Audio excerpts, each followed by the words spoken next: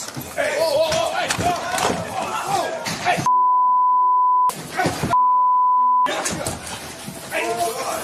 Oh no.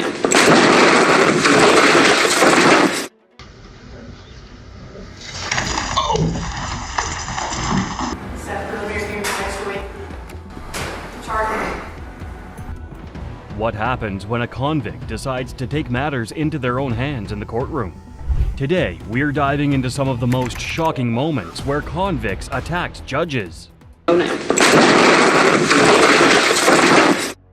Melissa Hardwick was charged to court with domestic violence in Kentucky and was required to appear at the Russell and Wayne County Family Court. In 2011, Melissa's estranged husband filed charges against Melissa, and Judge Edwards asked him to give his testimony and why he filed the order. The man revealed that Melissa had been arrested a number of times and she was eventually released from jail before they continued communication. She got out of jail in April, and she My personal life is none of your business. It has nothing to do with Miss your Hardwick? boys.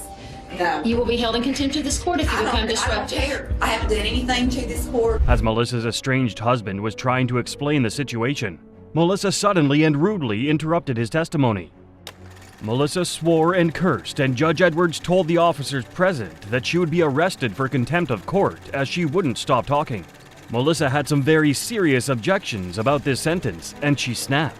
The same crazy character that got Melissa in front of Judge Edwards in the first place was quickly displayed. Oh no. Melissa lunged at Judge Edwards, attempting to jump over the judge's bench, and tried to strangle Judge Edwards. She was quickly stopped by the police officers present in court, and Judge Edwards remained composed and bothered about Melissa's sudden outburst. Despite being restrained, Melissa did not stop her verbal insults in the court as she swore and cursed. Get off of me! can't find back. Wait and see. Get my bracelet off. Judge Edwards quickly made it known that Melissa would be facing another judge after what happened, and she would be charged criminally for attacking and threatening her. The court officer who had helped to restrain Melissa said that he had worked there for 3.5 years, and this was the first time he had seen anything of the sort happen. Melissa was arrested and charged with third-degree terroristic threatening, intimidating a participant in the legal process, and resisting arrest. Her bond was set at $25,000, and Melissa had to spend the first 10 days she was initially arrested before appearing in front of another judge.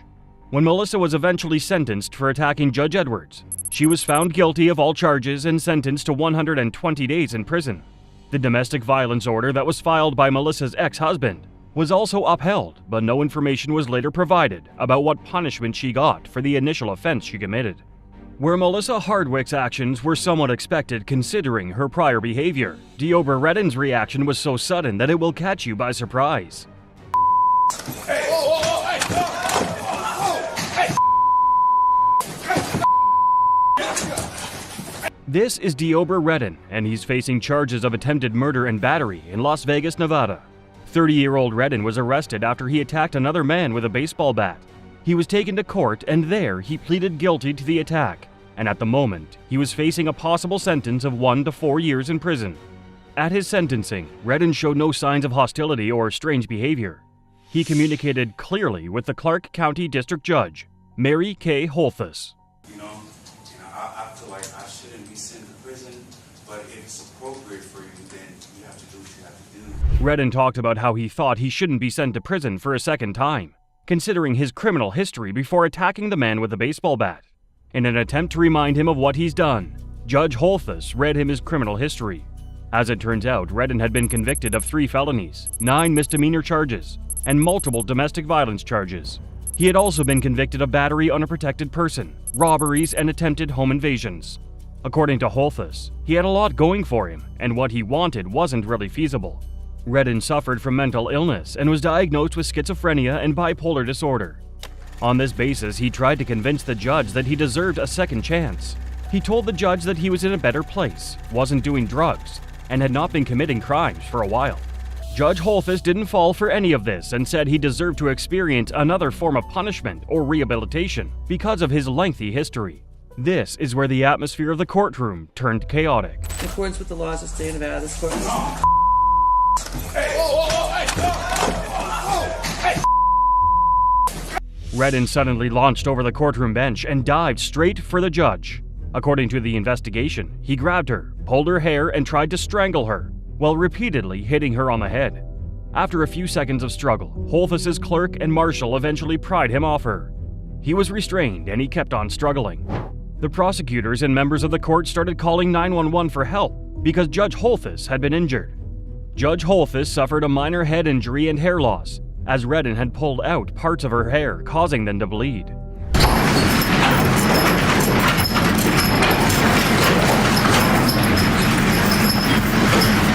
A few days later, Redden once again appeared in front of Judge Holthus, and this time, he was heavily shackled and wearing a spit mask for his sentencing.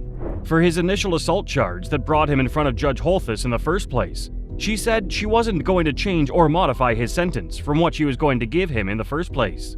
In addition to the initial charges against him, he was fined $500 and sentenced to 2 years in prison. He also faced 13 charges for attacking Judge Holthus, including attempted murder, battery, and extortion by threat.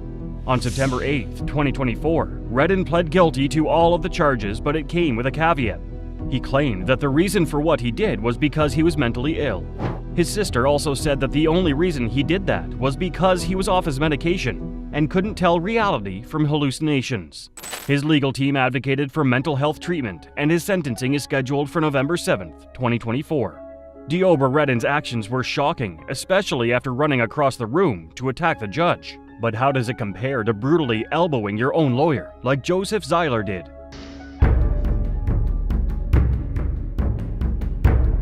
On May 9, 1990, Jan Cornell, a healthcare worker, left her 11-year-old daughter Robin Cornell with her friend 32-year-old Lisa Story in Cape Coral, Florida, to go to her boyfriend's house for the night. Cornell returned to a horrific nightmare no parent should experience: her daughter lying lifeless on the floor. Robin and Lisa's Story were discovered by Jan, and it was revealed that the two of them were brutally assaulted and murdered in the house. Jan called 911 in tears and panic and began asking for help. God, please, someone to my house! Someone talk to my house! I think my daughter's dead! Oh my God, please hurry! Man, please just contact me. Oh my God! Police came, and an investigation revealed that Robin and Lisa had been suffocated with pillows and violated after they passed. The murderer then took pictures of Robin and her mother and arranged them on the ironing board next to Robin's body. The killer then stole multiple things from the crime scene, including credit cards, a checkbook, and a wristwatch Jan had bought for her boyfriend's birthday, which was 2 days away. Despite all efforts to catch the killer, nothing was ever found, and the case went cold for 26 years. In 2016, a man named Joseph Zeiler was arrested for allegedly shooting his son, injuring him. Due to a law that was passed because of Robin and Lisa's murders, Zeiler's DNA sample was required to be run against the samples that were recovered from the crime scene. After it was entered into the database, Zeiler's DNA sample matched the one from the crime scene. According to investigators, the bodily fluids that were found in the apartment matched Zeiler's DNA with a frequency of over 1 to 83 quintillion. There was no other way around it. Zeiler was the one who violated and murdered the two victims. As a result, Zeiler was arrested and charged with capital murder. Prosecutors asked for the death penalty because of the severity of the murders. He initially denied knowing either of the victims or Jan herself. Do you know Jan Cornell? No, I don't know Jan Cornell. Do you know Lisa Story? No. Do you know Robin Cornell? No. However, during the same questioning, he changed his story and said that the only reason they had found his DNA at the crime scene was because he had been involved with Jan Cornell in December 1989. He said that he had been intimately involved with Jan and her friend when he came to Cape Coral, and the reason he gave for his DNA being present and viable at the scene will disgust you. He called Jan Cornell a pig and went on to disrespect her and her reputation even further. I was here in December of '89. I testified to that earlier. And what I believe happened is I slept with Jan Cornell and Leanne Deller, and they were just too much of a pig not to wash their sheets. Zeiler went on to claim that the prosecutor asking him the questions was framing him. Zeiler was found guilty on 2 counts of first-degree murder, and he went straight to trial. We, the jury, find as follows as to count 1 of the charge. The defendant is guilty of first-degree murder of Robin Cornell. We, the jury, find as follows as to count 2 of the charge. The defendant is guilty of first-degree murder of Lisa Story. In June, Zeiler was once again required to appear in court for his sentencing. The jury at this period had voted by a 10-2 margin and recommended the death penalty. Right after it was revealed that the jury recommended the death penalty, Joseph Zeiler's actions will leave you shocked beyond words. What's that?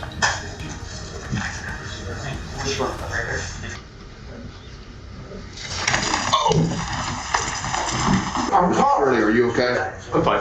Relax. I'm caught. Relax. Zeiler showed no form of remorse whatsoever. When he was brought back into the courtroom, he was said to have growled at the judge, and it was revealed that he had written the word killer on his teeth. He also reportedly flipped off the camera and kept making rude gestures. Zeiler was sentenced to death in June 2023, and he was taken to the Department of Corrections.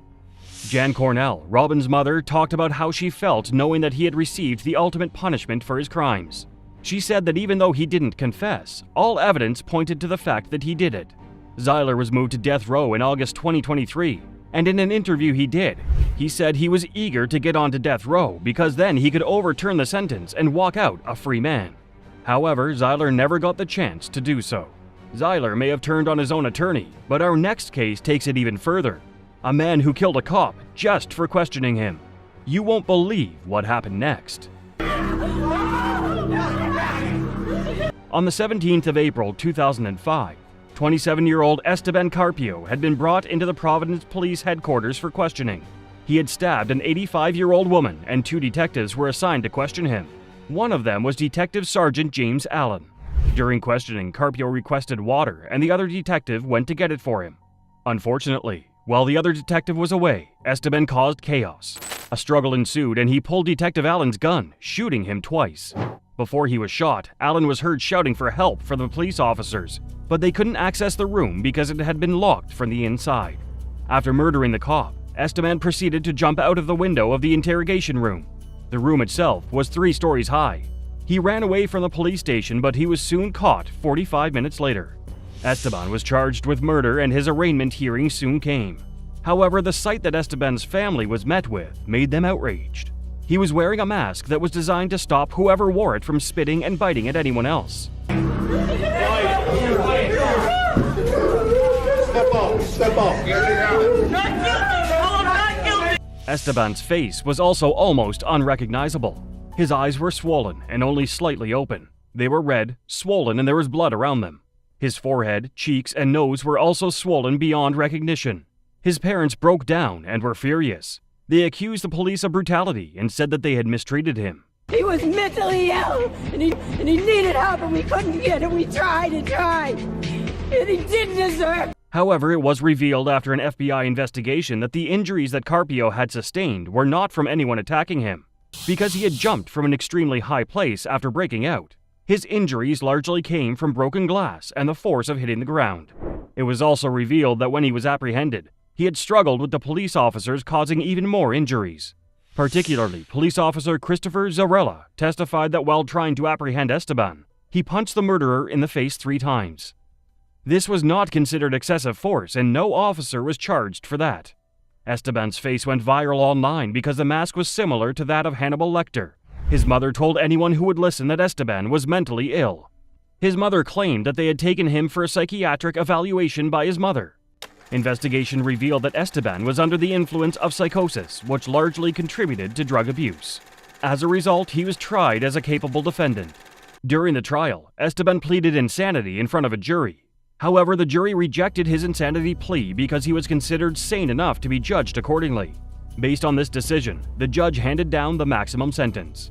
Esteban was sentenced to life in prison without the possibility of parole on October 10, 2006. He was also sentenced to 20 years in prison for stabbing the 85-year-old woman. In 2017, Esteban appealed to a federal judge. He claimed that the jury had wrongfully convicted him.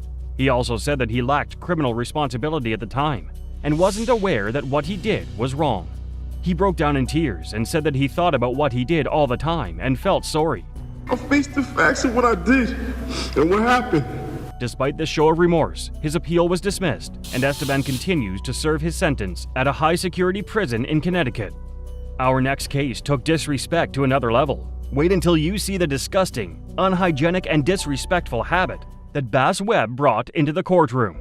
There's no one ever try this case or have any further proceedings, or I'll have to see you for one further step. Set for the rear view next week. The story of this convicted criminal, Bass Webb, will shock you when you realize just how evil a man can get. Bass Webb was accused of causing the death of 2 of his ex-girlfriends in the space of 10 years. He was also charged with running over a pretrial officer and a deputy sheriff for fun after he made a shocking and brutal confession. The reason Webb went to the county jail in the first place was because he had gone to tell the officers that he had just murdered his 31-year-old girlfriend, Bria Runewitz, by beheading her.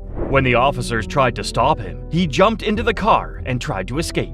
Some footage released from Bourbon County Jail showed Webb speeding through the parking lot to hit the 2 officials. One of them got out of the way in time, but the other was not so lucky. The officers sustained injuries, and Webb was caught and arrested after a brief chase. A week later, Webb was arraigned in court for assaulting these officers and murdering Runewitz, appearing in front of Judge Vanessa Dixon of Kentucky County. If Bass ever showed any form of remorse before entering the courtroom, he didn't have any when he got into the courtroom. Judge Dixon told him that she was removing herself from the case because she knew the officials that were attacked. Webb's response was extremely shocking. Can you word your say? Yeah. That be yes? Yes. No one have one try this case or have any further proceedings, or I'll have to see you for one further second. Set for the rear view next week. Webb spat on the judge and she wiped her face before Webb was escorted from the courtroom. In September 2013, Webb was sentenced to 50 years in prison for the murder of his girlfriend. He was called to the courtroom again in July 2014 to receive the punishment for assaulting the officers at the county jail. He was sentenced to 37 years in prison for this offense. Now, if you thought that was all, you would be wrong.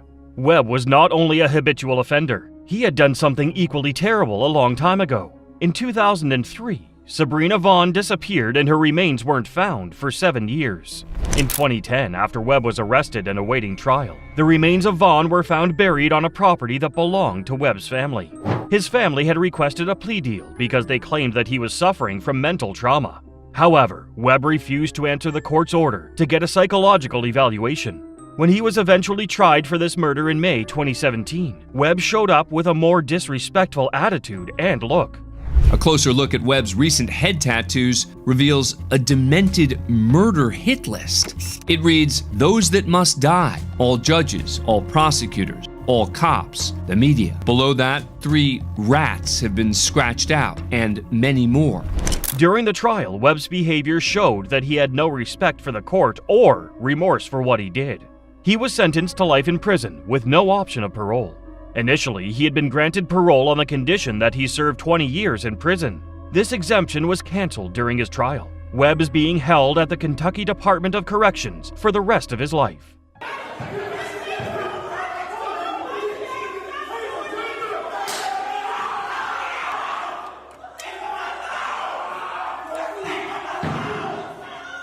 On June 15th, 2017, a Boardman woman was found dead and riddled with bullet holes on Market Street, Youngstown, Ohio, and it was the beginning of a really long and painful trial for the family of the victim.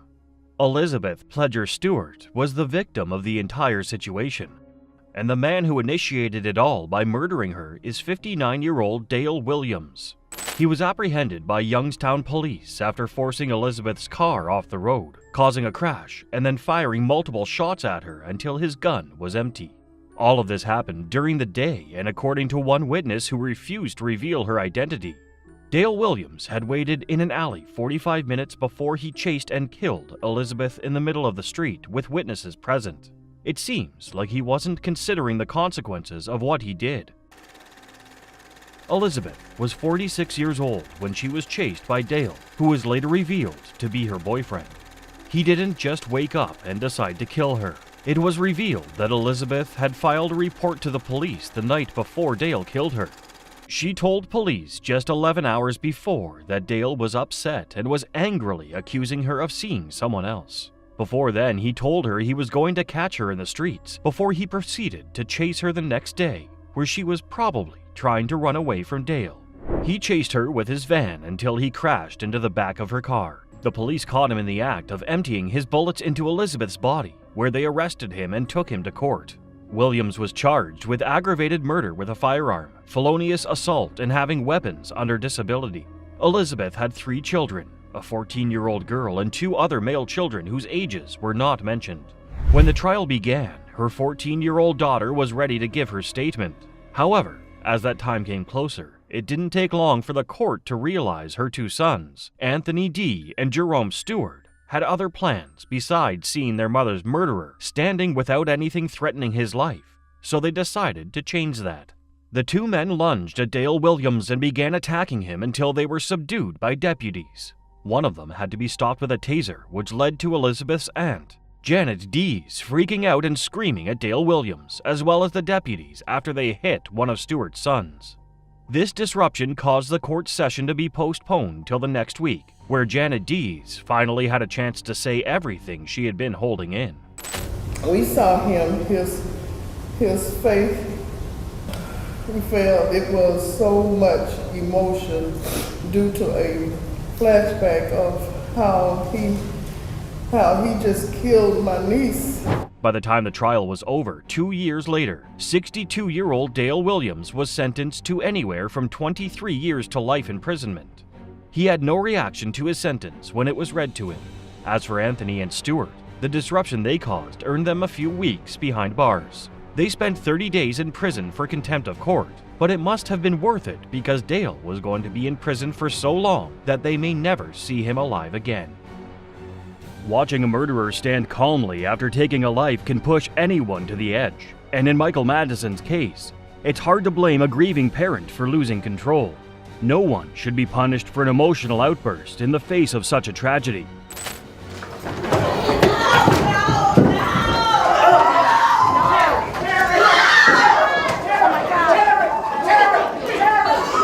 Michael Madison, a serial killer who faced multiple charges such as 3 counts of murder, sexually motivated aggravated murder, kidnapping among others, was definitely not expecting to be attacked in court after what he did. Between 2012 and 2013, under 9 months, Michael had killed 3 women in Ohio before he was arrested. He was read his charges and the potential punishment for each of his charges before he was sent to court. Madison was born on October 15, 1977, to parents Diane Madison and John Baldwin. He was the result of an accidental pregnancy, and Baldwin claimed that he was not the father of Madison. Madison would grow up with his mother and her boyfriends, who all mistreated him as he was growing up. Not much was known about Madison until 2013, when someone requested that the police examine the case of foul odor that was coming from a garage that had been rented to Madison. Upon entering, they found a decomposing body inside and 2 more in a backyard and the basement of an empty house. The bodies were all wrapped in plastic bags, and they were all in close proximity to Madison's house. Eventually, the police got a search warrant to search Madison's house, where they found evidence tying him to the murder of these women. After a short standoff at his mother's house, Madison was arrested. The victims were identified as Shatisha Sheely, 28, Angela Deskins, 38, and Sherelda Helen Terry, 18. Madison confessed to kidnapping, killing, abuse of corpse, assault, and mutilation of the 3 women. The details of what he did to them are too gruesome to describe. How you doing, Your Honor? My name is Van Terry. Right now, I guess we're supposed to, in our hearts, forgive this clown. Van Terry lost all composure when Madison smirked at him, showing no remorse whatsoever.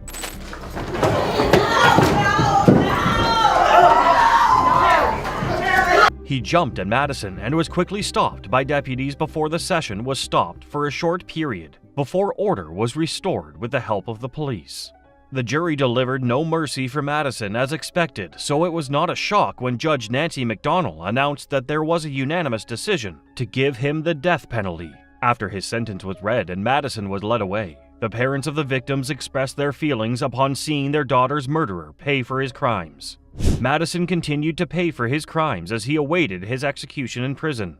It was learned that the inmates of the jail he was sent to severely beat and injured him after they discovered what he did. He was hospitalized for 2 months before he was sent back to jail. However, when he got there, he was again slapped and had his head smashed on a desk for his crimes. 3 years after he was sentenced, his mother, Diane Madison, was killed from multiple stab wounds by her 28-year-old grandson, Jalen Plummer, who pleaded guilty to all charges. If you thought Michael Madison faced a family's fury, wait until you hear about Diamond Alvarez. Her family's relentless fight for justice will leave you stunned, showing just how far loved ones will go to make a convict feel their pain. As Diamond Alvarez's mother began walking towards De Leon, a bailiff holds her back. That's when the situation escalates, with Diamond's uncle jumping in from the gallery and punching De Leon. De Leon's mother then jumps in and pushes Diamond's mother at one point, and the two fight in front of the judge. Diamond Alvarez was unfortunately not around to witness just how much her family was ready to risk it all for her after her killer showed no remorse for the horrible end he gave her. Diamond Alvarez was 16 years old when she was brutally murdered by 19-year-old Frank Delian Jr. outside her home. On January 11, 2023, 16-year-old Diamond was shot 22 times when she took her dog for a walk. Her family heard gunshots and the family called the police after their dog came back home without Diamond. Her family went to search for her, and her brother found her just before she passed away. According to her family, Diamond died in her mother's arms after they did all they could to save her. Investigations showed that the two were on the verge of a breakup when Frank shot her. The two were in a relationship when Diamond found out that Frank had been cheating on her and was in a relationship with someone else. They had dated for about 6 months before they broke up. Even though his murder trial began almost 10 months after he killed Diamond, he didn't show up to the first day of his trial. This caused many people to ask questions, and law enforcement officers confirmed that he was in custody. They said the reason he had missed the first day of his murder trial was because he had gotten into a car crash on his way to the court that day and had to be taken to the hospital to get treated for the wound.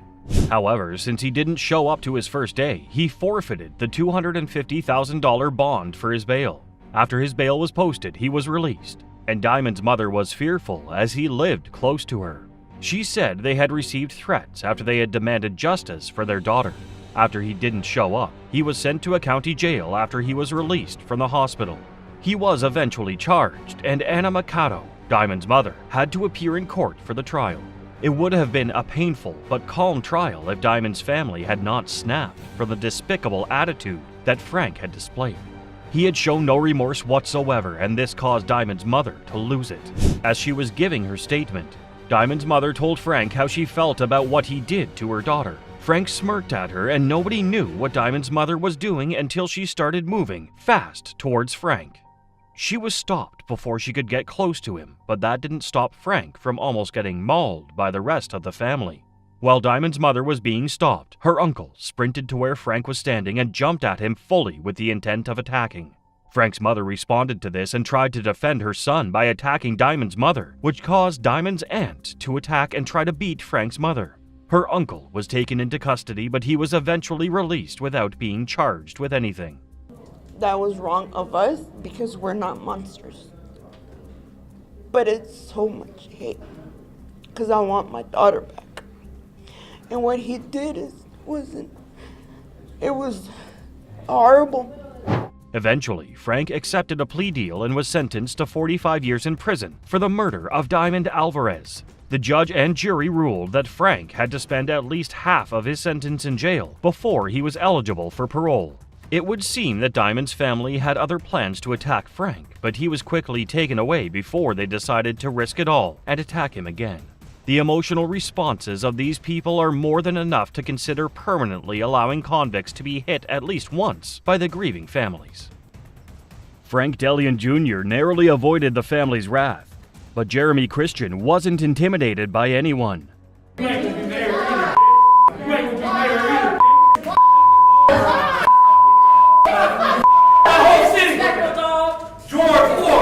The man you just watched is Jeremy Christian. He was found guilty of murdering 2 people in Portland, Oregon. Christian had gone on a rant on a train when he spotted 2 girls on May 26, 2017. He confronted them in what was described as extreme hatred. The girls, who were 17 years old, had been on this train before Christian got up and started saying that they should go back home. He also told them that they were nothing and that they should kill themselves for that reason. Jeremy said a series of insults that could only be described as someone who was very unstable. As Christian continued his full tirade on the young girls, bystanders became irritated with his actions and harassment, so they decided to stop him. However, the men who tried their best to stop him got worse than the girls. Taliesin Mirden Namkai-Mesh and David Cole Fletcher had tried to prevent Christian from harassing the two girls. According to a witness, Namkai-Mesh had angrily told Christian to get off the train. When Christian refused to get off the train, Fletcher and Namkai-Mesh decided to shield the girls from Christian. Fletcher then attempted to push him away so he could step back. Christian fell backward and threatened to harm Fletcher if he touched him again.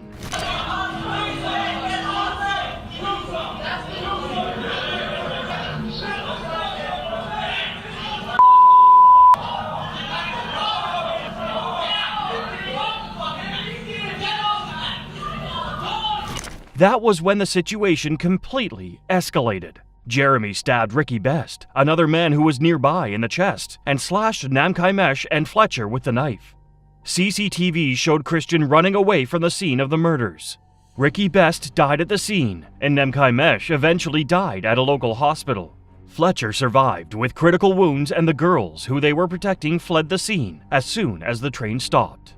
If Jeremy was ready to show remorse for what he did, it wasn't when he was finally arrested a mile away from the crime scene. Christian was recorded at the back of the patrol car he was transported in saying, I'm all good. I kept next. I'm happy now. I'm happy now. I can rest easy. That's a good one. Christian said he was happy that he had stabbed both Namkai-Mesh and Fletcher in the neck, and he did his part as a patriot. Jeremy Christian was charged with aggravated and attempted murder, as well as a felony of possessing a restricted weapon. During one of the trials, one of the women that Christian had harassed on the train gave a victim impact statement, and this caused him to throw a tantrum. He shouted multiple slurs and insulted the judge and the people in the courtroom.